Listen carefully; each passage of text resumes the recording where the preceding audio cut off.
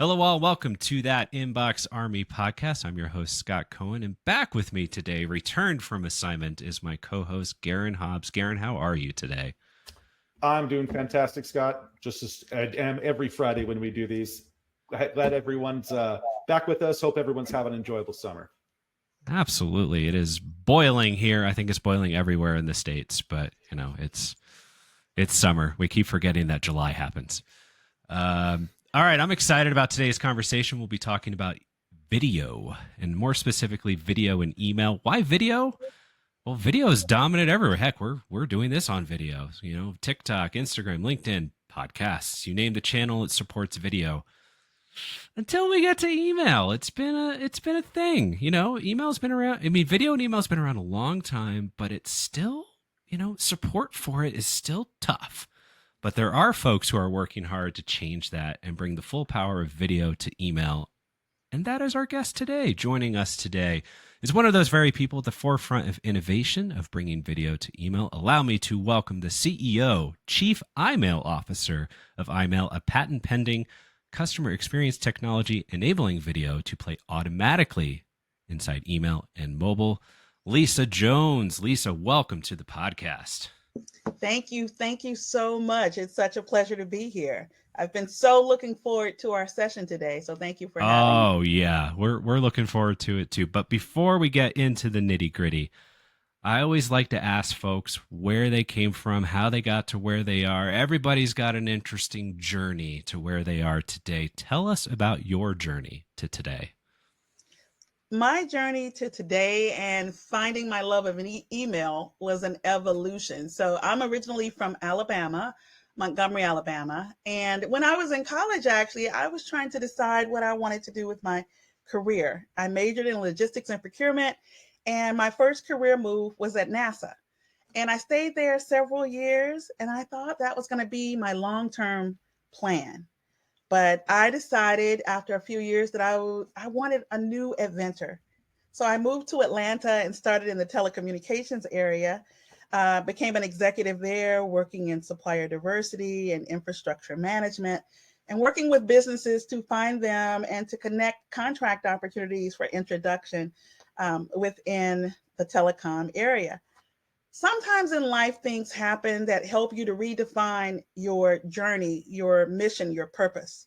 In my case, I have two older sisters. And one morning when I was headed to work in the summer, my oldest sister called me to advise that our mother had passed away at home alone at the age of 61. And I remember the impact that that moment in time had on my journey of me thinking, well, Lisa, I was talking to myself, like, what does this mean for my legacy forward in my journey? And I tell this part of the story because it's so important as to how I got into email, actually.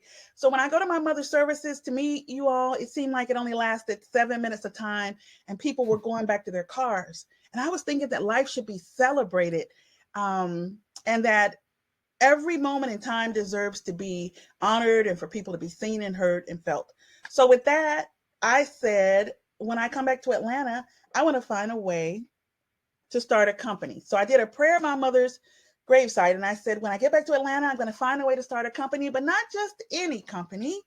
I want to start a company that's inspiring, that delivers global value, that creates a legacy, and to make up for those 7 minutes of time. So those 7 minutes of time of my mother's services served as a catalyst for me coming back to Atlanta to start a brand. So when I came back to Atlanta, I was thinking, what kind of company could I start? And I thought about how one communication changed my life. And I said, well, maybe I'll start a communications business. So how do we communicate? I thought, verbally, non-verbally, and writing. And I said, what else do? We email people. Well, who do we email? Internally, externally, in one click, it's anywhere in the world. I was fascinated by that because then I was thinking no inventory. One click is anywhere in the world. I said, let me sign up for 150 different brands' emails. I want to see what the Fortune 500 send out, basically a segment of that. What do nonprofits send out? What do small businesses send out? And there was a commonality.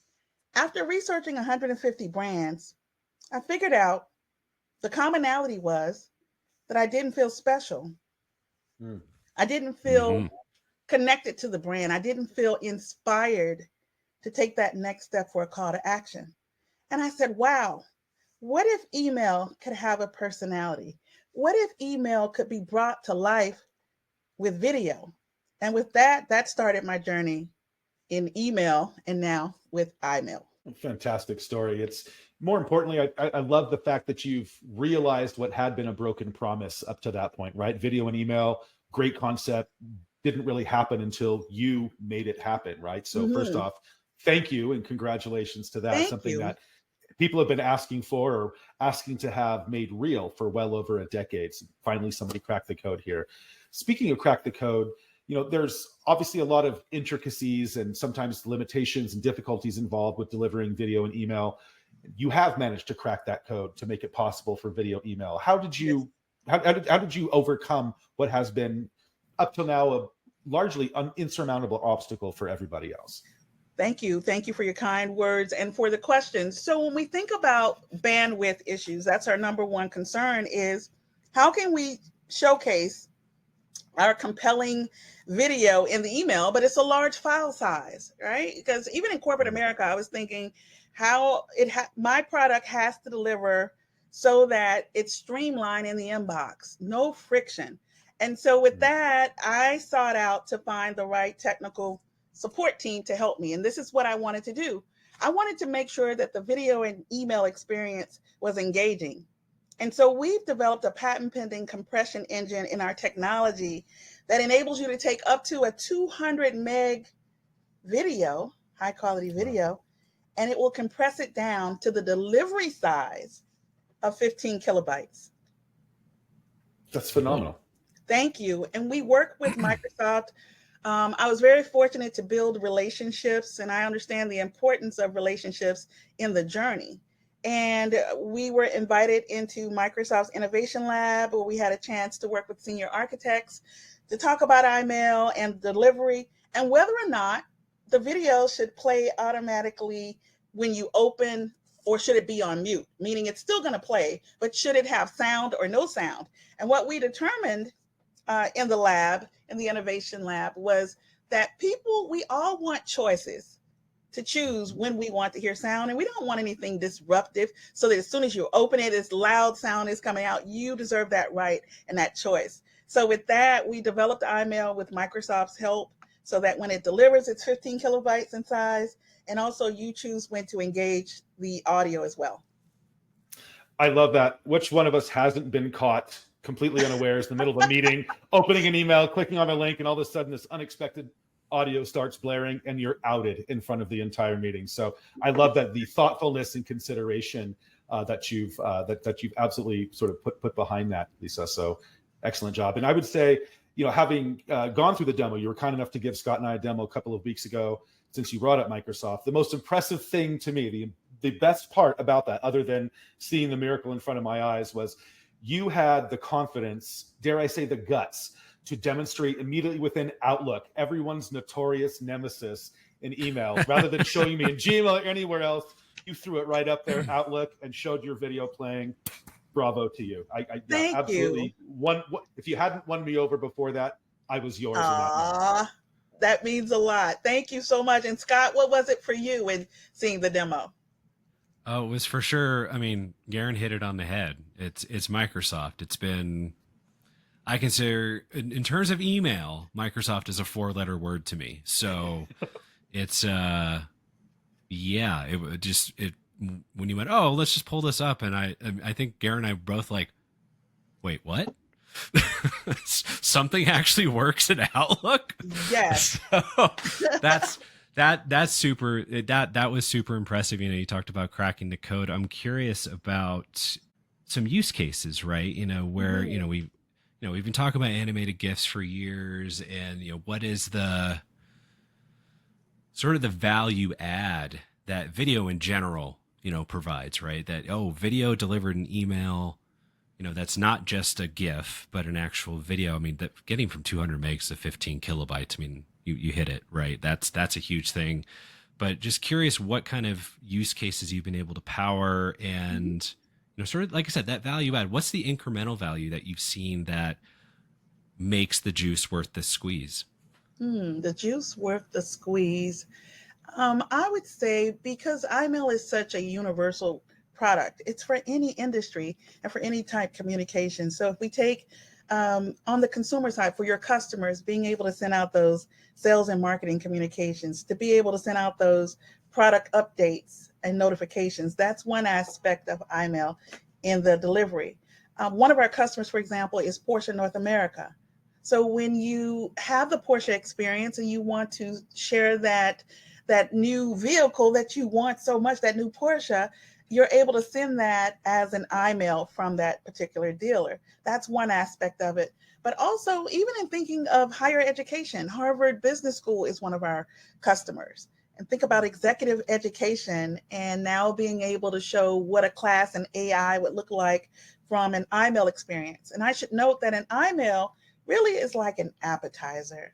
It's a 60-second up to a 60-second engagement experience. And the reason it's designed to be 60 seconds is because we all know that our attention spans are short. So you have to capture our attention, and then we're going to take that next step for a call to action to be able to go to that next step. So one is delivering to your customer. Two, it could be an event, right? We work with Delta Airlines, for example, and the Coca-Cola Company, where senior leadership may want to send out a personal welcome. But it's not limited to the enterprises that I'm mentioning. I'm just citing them for reference. But it could be for your brand when you have an event, you're attending a trade show, and you want people to come to that booth. It's a personal, warm welcome, because that's what email is missing: the warmth, the connection, the tonality of the message, and the vibrancy of the message. Being able to see someone smile, or the inflection of their voice, all of these factors makes a difference. So that's another aspect of think about your events. And then after the event, what are you sending out? Of course, you're sending a survey, but now you can send a survey to thank people personally and the call to action to the survey. Thirdly, from employee engagement. Employees deserve and need to be engaged as well. So now you think about training, you think about ESGs or DEI, diversity, equity, inclusion training, etc., health and wellness.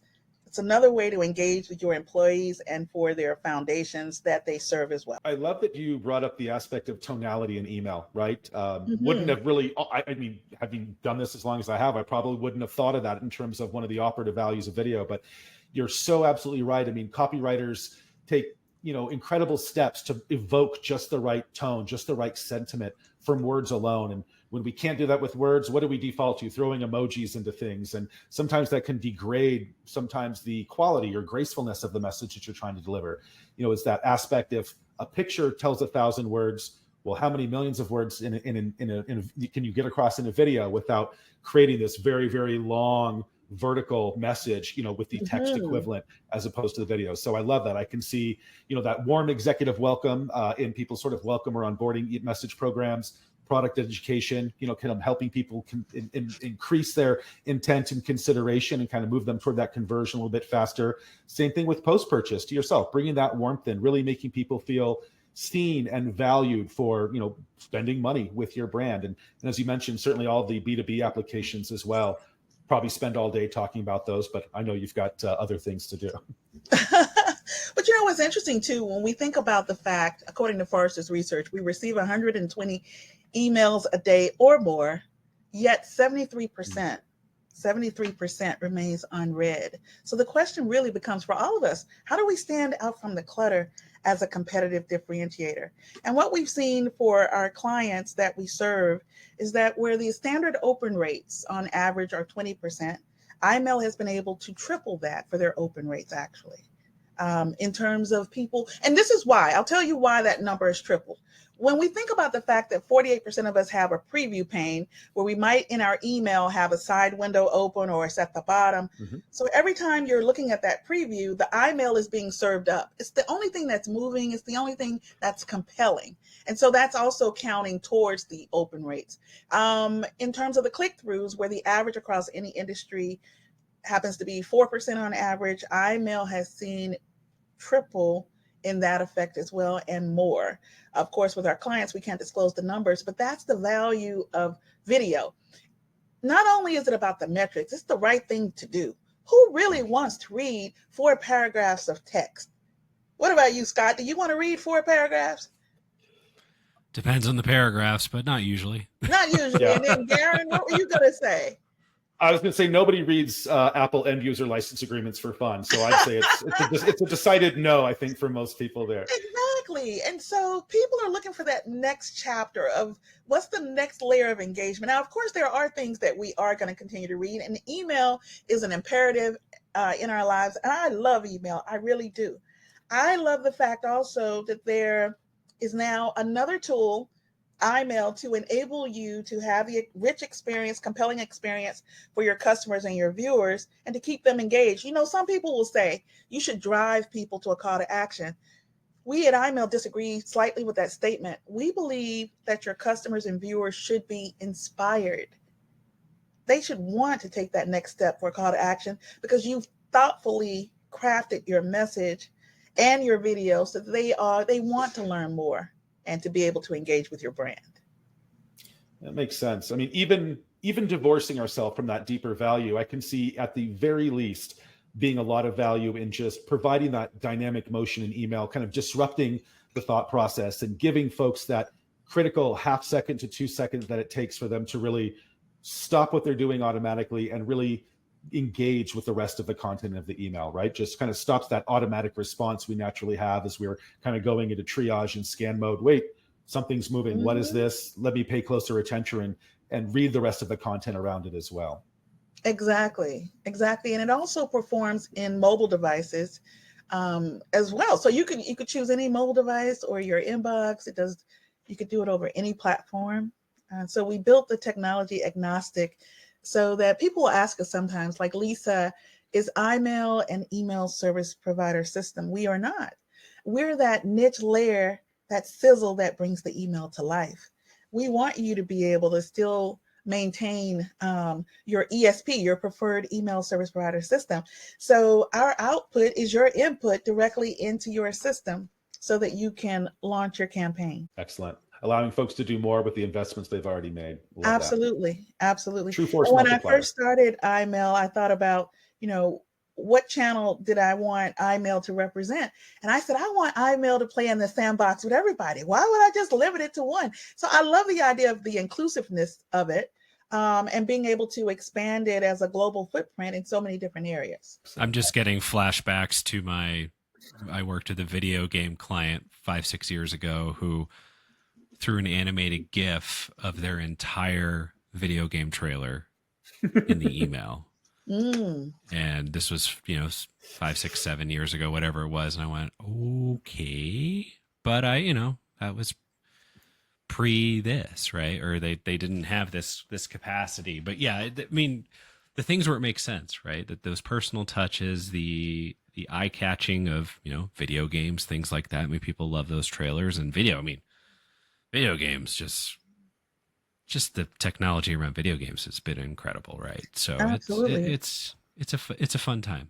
It is a fun time. And I actually like GIFs as well because it's increasing movement as opposed to just static. Mm-hmm. So I love the fact that if he was doing that 6-7 years ago, that's great because you had a visual gauge lens into the video gaming experience. So kudos to him. Mm-hmm. Kudos to you for calling it a GIF rather than a GIF, right? Like, I agree. The person who actually developed the format says it is called a I'm GIF. sorry. I don't care. It's not a giraffic user interface, and it's not a giraffic. No, it's graphic. When I researched it's not peanut butter. Well, yes, it is actually. When I did the research years ago, right? And I said, okay, what is the pronunciation? And so when I officially looked it up, it said, think about Jif peanut butter. That's how I remember it now. Jif. I'm just saying, it's not peanut butter. I know you graphics. Exactly.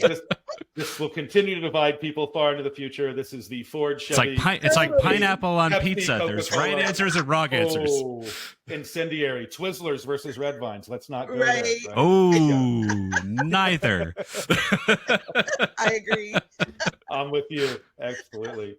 Well, despite best efforts, as of right now, at least unless you can tell us otherwise, Lisa, the ability to access video and email is not quite universal, or certainly tell if it as it is, but it seems to me there's at least currently the need for fallback treatment when it comes to delivering any dynamic experiences like video and email. What are your thoughts, first off, and then what are some of your recommendations around those fallback treatments? In thinking about your fallback treatment, it's always important to have the online view to say, if you're unable to see or hear, click here and go to that online experience. And to have, if it's going to be static, if you have any challenges and if you have to have a static image, make sure that it's something compelling that's showing as that main image. But being able to primarily have that video content is imminent. If you have animated GIFs, that's great, but you need to be able to extend them longer in time than just the looping cat. I mean, the looping cat is cute for a few seconds, but you would really want to have a storytelling moment. And that would be my recommendation, is trial and error. Be willing to try new things. I know it's sometimes difficult to say, well, this is the way we've been doing it all these years, so let's just stick with that. I challenge you to try something new and to see how it impacts the business incrementally and long-term for the growth, because the proof is going to be in the pudding, as we say in the South, and that's going to be in your numbers and your metrics. So that would be my feedback, Aaron. Excellent. I'm curious if you have a preference. So, I think you gave a couple of really great alternatives. The one that I personally prefer, and the one that really sort of preserves, I think, best the integrity and value of the full video, is what you just mentioned. Hey, having that click to view as a browser, or click to view sort of online. The alternative, as you said, is more of that sort of multi-frame GIF, Scott. More of that multi-frame GIF. Do you have a preference of one versus the other, or is it more of those, hey, each one kind of has its own place depending upon the circumstances? I think each one has its place depending on the circumstances and what message you're seeking to accomplish. So it just depends, actually. And this aggression will not stand, Garen. This aggression will not. No, I'm sorry. This aggression will not stand. Silence is violence, Scott. So I'm going to continue advocating for GIFs. No, I think, it's interesting. The view in browser, I think, becomes necessary, right? I mean, most emails these days, you don't need view in browser, and certainly not at the top if you're just using static imagery, things like that. But I think for video, you need it, right? I mean, I would argue, the percentage of people that click on it on a static email is so low. We give away so much prime real estate to something like that. I mean, it's even something that I tell our team, like, guys, bump it to the bottom. We don't need it up here. Like, it's just, the data isn't there. But I would say, obviously, you're delivering a video. You can't see this now. Click here, right? Maybe make the video clickable. Do things like that. I mean, just exactly. It's all about that usability for the user, right? Like, most people, if they're viewing it on a phone, they're viewing it on their desktop, and it's a static email. Like, you don't need a view in browser if you're in Gmail desktop. Like, settle down. But, if it's a video, you might need it, right? So right, exactly. And one of the aspects of our growth factor is we started iMail, where we are a custom service to you, a white glove service. And from the point at which you deliver us the MP4 and your HTML, or if we're creating your HTML, we encode and compress, we optimize, we add the iMail magic, we send it back to you to load into your ESP. That process I just described takes normally 3 business days to complete. That's because we're making sure internally all the testing, the mobile responsiveness, everything is there.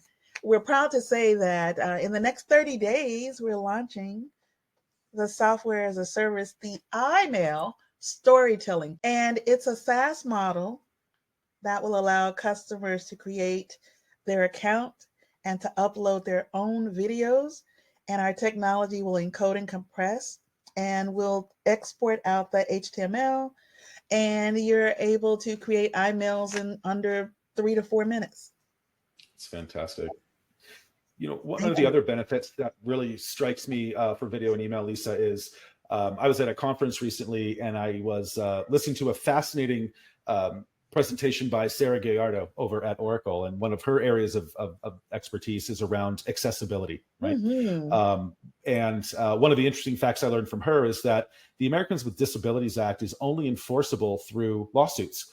There's no organization or agency out there that is forcing compliance. And a lot of senders of email probably find themselves, potentially open for lawsuits if they're not, ensuring ultimate accessibility with their emails. It seems to me that, your video and email could go a long way towards not just compliance, but really bringing in a lot more consideration, delivering a better experience for those who maybe suffer from either visual or cognitive disabilities that would otherwise prevent them from being able to immerse themselves in full email experiences. The fact that you can bring that out not only in full motion video, but audio as well, seems to me like it would open up a much broader world of experience and interaction for those audiences that maybe not have had the opportunity previously. Absolutely. And that's a passion point for us here at IMail, is inclusiveness and accessibility. When I started the company, actually, I thought about how can we be supportive of people that may have, disabilities and everyone deserves a rich, compelling experience. So that was one of the 4 pillars in my thought process of how can we ensure that. So on IMail, some of our customers prefer to have closed captioning, right? So that the viewer can follow along in case some people may not just want to hear sound, period. They might just want to follow the ticker across to see the closed captioning. You're one of them, me. Scott. I'm 90% of the time, because, I only turn on volume if I think it's hilarious and I want my wife to watch it. Maybe that's just my Instagram habit, but that's what I do. I look at them and go, oh, this seems interesting. Because if I don't, she'd be like, what is that? And then I go, never mind. And yeah, so there's some, embarrassment saving pieces, or just, marriage saving pieces right there. So yeah, for those of us who don't have those disabilities or concerns, closed captioning is still a lovely thing. It is. It definitely is. And, there are certain standards and colors and alt text, things that can be included as well. During the pandemic time, thinking of how to continue thought leadership, when I went back to school, I hadn't been in school in forever, a very long time. But I went back to Harvard, and I wanted to go to Harvard. It was on my bucket list of things to do, but I wanted to go back so that I could gain thought leadership, bring it also back to our global team so they can learn from the experiences as well through me.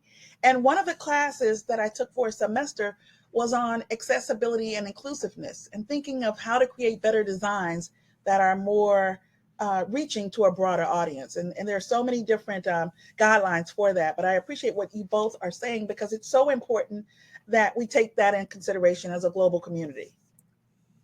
And spoiler alert, she's our next interview next week. So, is she? Yes, Garrett, when you mentioned you met her, was it Inbox? Was it Email Innovation Summit? It was, absolutely. Right. When we spoke and you mentioned that you met her and that you were compelled by her speech on inclusiveness and accessibility, I reached out to her the same day. And I said, I was just meeting with someone, and Garen, I told her, and I said, he was compelled by your speech, so much so that it inspired me. And I wanted to reach out and connect. And she was like, oh, Lisa, thank you so much. I want to say thanks, Garen, for connecting us as well, because I love to be around other thought leaders in this area. So this is the community, right? This is the email community. It's what we do. It's one love. It's what it is. Well, I mean, speaking of treating people right and giving them wonderful experiences, let's talk about personalization, the buzzword du jour, decade of email. Yeah. With AI coming into the picture with intense speed, this is a classic 3-part question. How important is personalization in video? How can personalization be achieved in video now? And then the ultimate question, how do you see personalization in video being delivered at scale? Great questions. So let's go back to the first one. The first one is, say that again. What is personalization? How do I see what's the first one? How important is personalization in email? All right, let's take that on. So personalization is important because it goes back to each one of us feeling special and empowered, and that we matter, because we do matter. So personalization is everything. If that's the name, if that's a PS, PSs, believe it or not, still work in email in some cases. Oh my God. My last company, that before I came back to InboxArmy, it was Every time we did a plain text email, which by the way, plain text ugly works, it works, it works, it works. A PS every time Yeah. because it was just like, where's the PS? Oh crap, I forgot the PS. Like yeah, they work. They absolutely Right. work.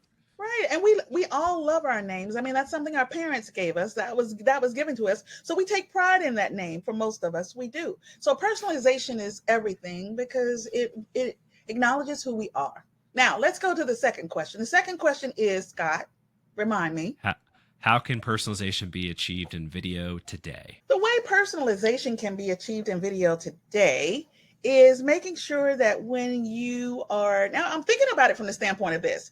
When you're creating the video and you're a major brand, you're not going to say, hi, Sam, hi, Michael, hi, Judy. It's not going to go to that level of personalization because I'm considering that personal as well.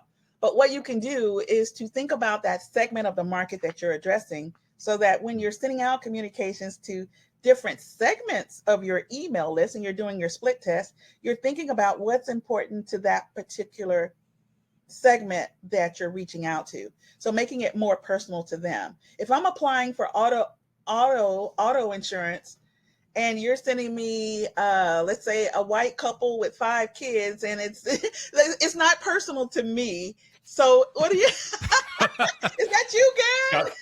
Yeah, it is. And I nailed it on the head. That is too funny. Right. So you should be talking to me. You should know something about me. To say, this is Lisa. She's an African American female. Things about me that matter. So that when I receive that communication, it's more tailored to my experiences personally. That's my answer to the second question.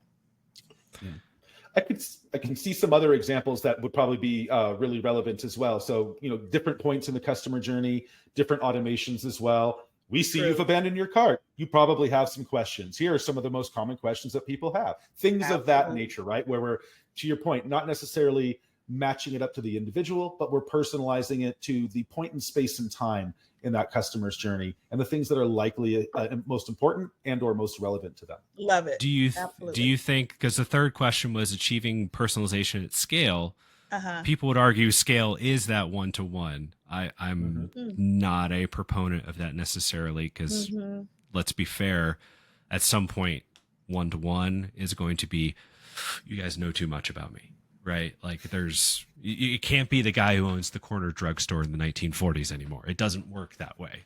I agree. But I'm curious as to where the line is, and would, AI is doing video. I mean, one of my editing tools, I literally plugged in a script and it pushed out thing. It sounded like me. It did? It was creepy. Wow. Yeah. I mean, it had stuff I'd done. It doesn't have my delivery cadence and, my dry sense of humor and stuff. I played it for my wife and she's like, yeah, that sounds like you. I mean, a little slow. I'm like, that's not me. That is AI. Wow. Right. It wasn't my face, but I've also seen, what was his name? Reed Hoffman at LinkedIn interviewed himself. No.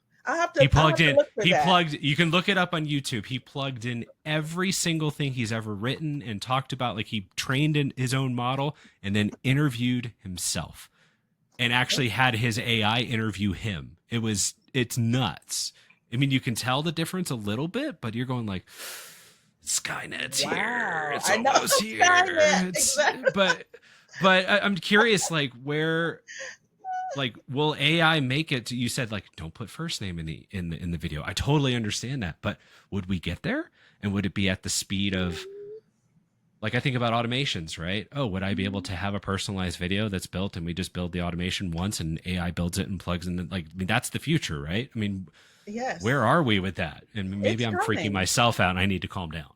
No, I think all of that is coming. It's going to be a Jetsons age for sure. It's all coming to life because I do believe at some point you're going to be able to have that personalized content per name and the videos automatically generated. I just recently been talking to Microsoft and they set me up with the Copilot, right? So I can learn and the team can learn Copilot. So it's still new to me, but there are so many avenues to grow and to learn. And as one Microsoft executive said, he said, AI is what's the word that he used? The slowest that it'll ever be. He called it the most stupid it will ever be now is what it is. So if it's the most stupid now, what does that mean for our future? I think the sky is the limit.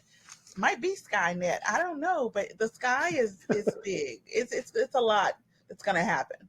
We just need that one person who runs the kill switch, right? I mean, I've seen some job postings around that. You get paid $500,000 a year, and you just need to know how to unplug things and pour water on it. And I go, that's not a bad job. Right. And AI is probably taking notes on me right now, going, he's one of the first to go. AI is swatting you at this very moment. Yeah. Right. But it's so exciting because it's another part of our experience. It's helping also in human connection, just to be able to self-express yourself of how you feel about anything, and to personalize it. So I love it.